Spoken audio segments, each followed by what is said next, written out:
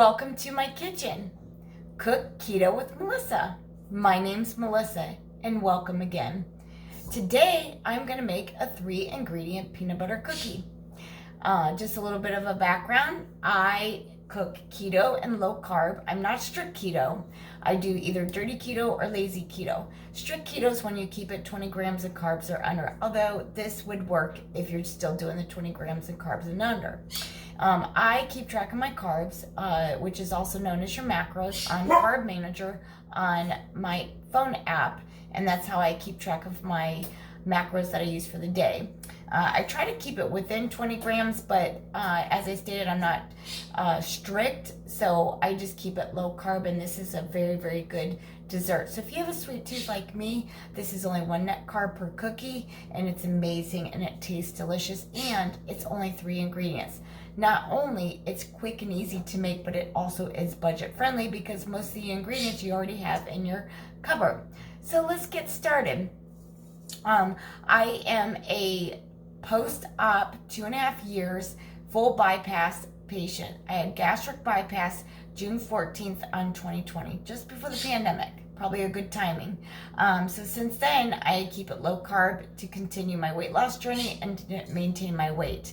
I do have a bad sweet tooth, so this is a very delicious dessert. As I stated, quick, easy, and very low budget. So I'm going to show you how to get started with it and how to get it made. So the first thing you want to do when you are cooking low carb or keto is make sure you have the proper sugars that you want for your desserts.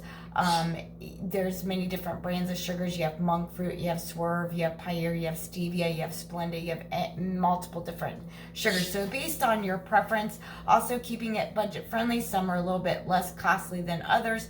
I live in Ohio. I just go to my local Walmart or my Giant Eagle, and I just compare the prices on the sugars. But also it also depends upon the recipes that you are using. A pie would not use your typical swerve, for example. Now for cookies, you pretty much can use any brand sweetener that of your choice. It could be monk fruit, it could be stevia, it could be Pyre, it could be any type of sweetener.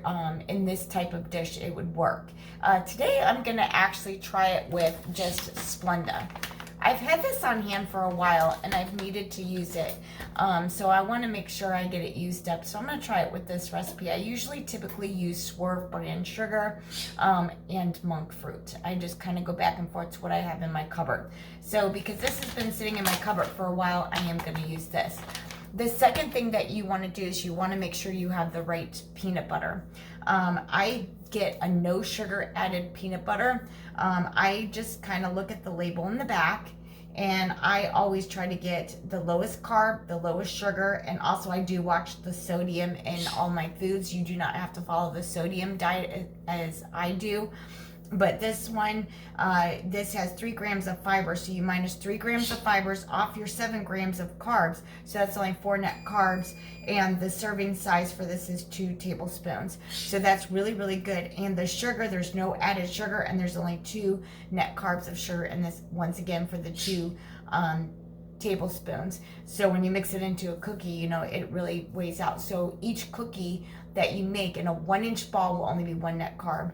So let's get started with adding these ingredients, and I'll show you how to make it.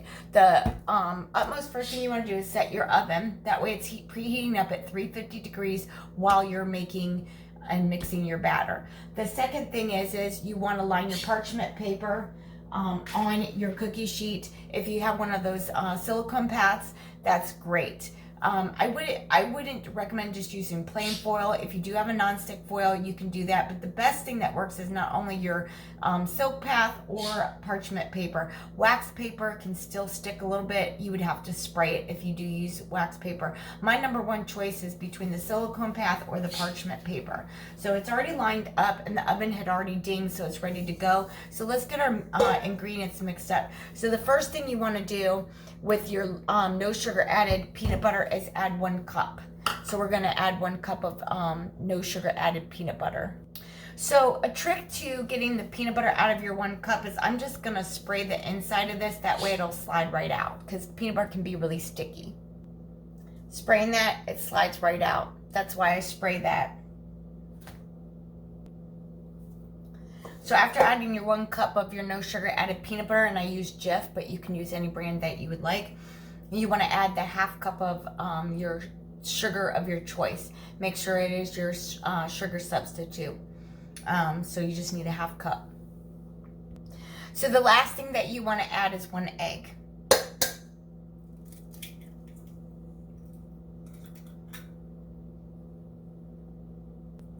And then you just want to mix this together. You can either use a rubber spatula, you can use a mixer, whatever you're comfortable doing. Just make sure it's mixed and well incorporated.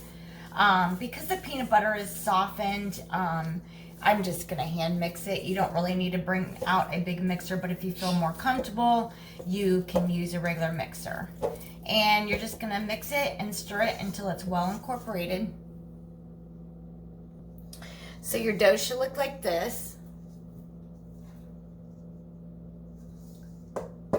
Then you want to take a 1-inch cookie scoop, or you can use your hand or a spoon, whatever works for you.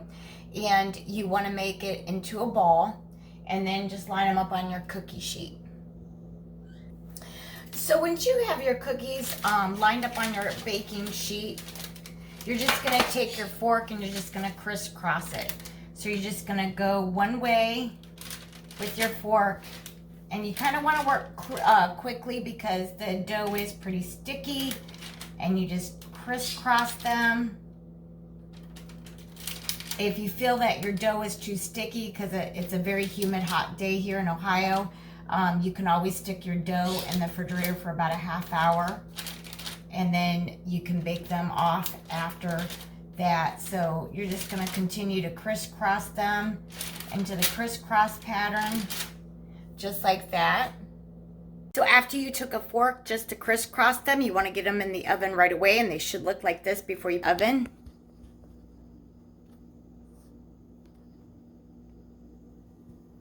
Just like this. So you can get about 11 or 12 cookies out of the 1-inch scoop. It just depends upon how much you scoop. If you scoop it evenly, you want to scoop it evenly.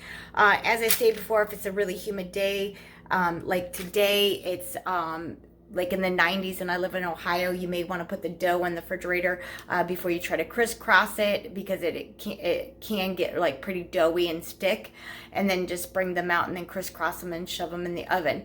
My oven is ready, so you want to bake these at 350 degrees between 12 and 15 minutes. It just varies on your oven. Mine will probably take the full 15 minutes, and then I will be back to show you what they look like when they come out of the oven. So we have about 7 more minutes to go. My oven usually takes about 15 minutes, but each oven varies. My oven is just a newer Frigidaire.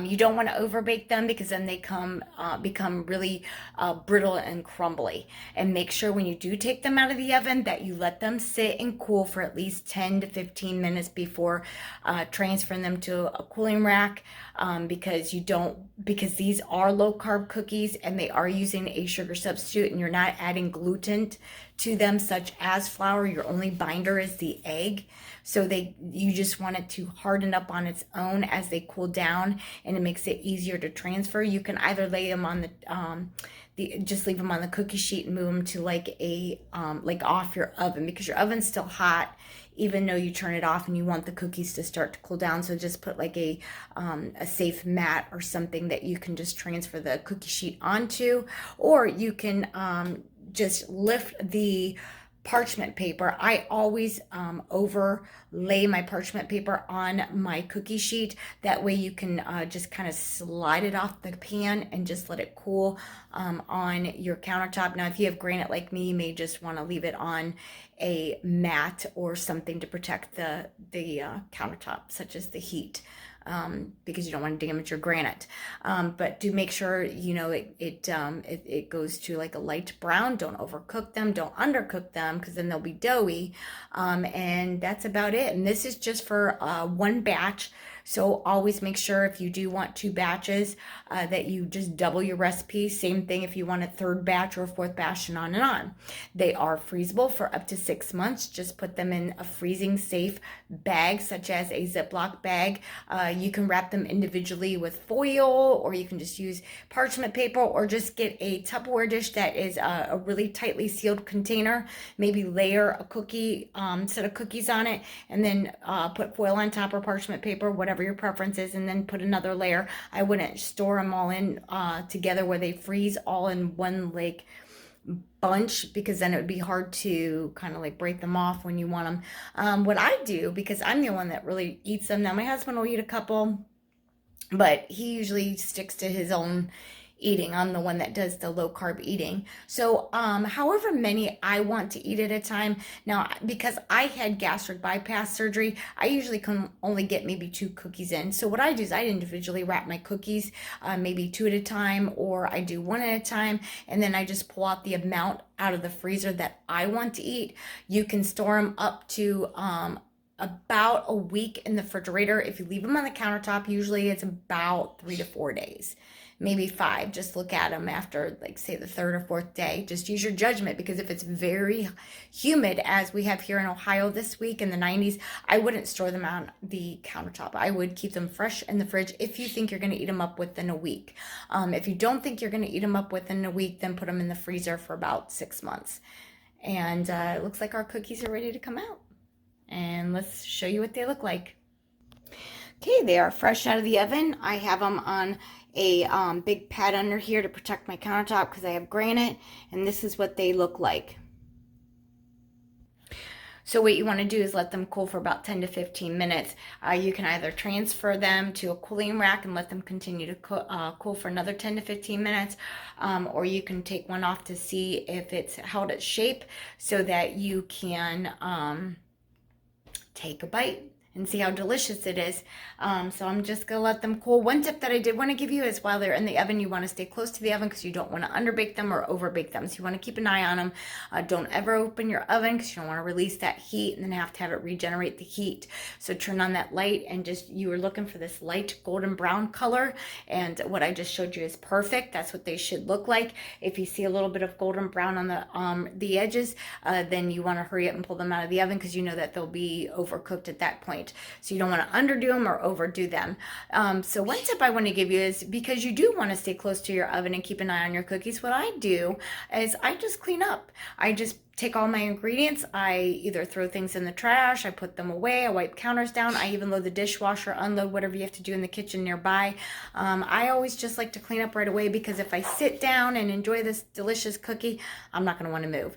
But I would like to thank you for joining me today in making the 3-ingredient low carb peanut butter cookie.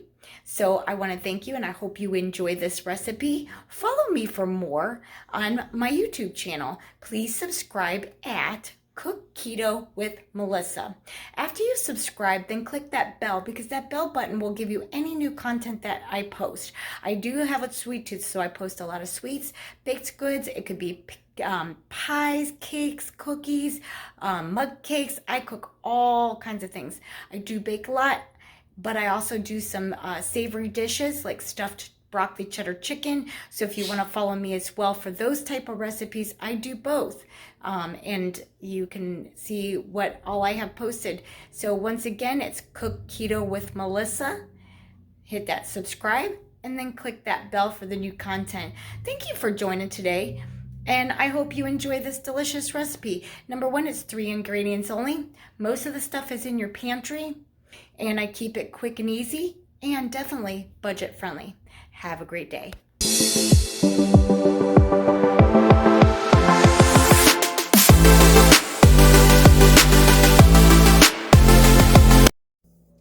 Hello, welcome to my kitchen. Cook Keto with Melissa. My name's Melissa. Today, I will be making just a 3-ingredient peanut butter cookie. Just a little bit of my background. I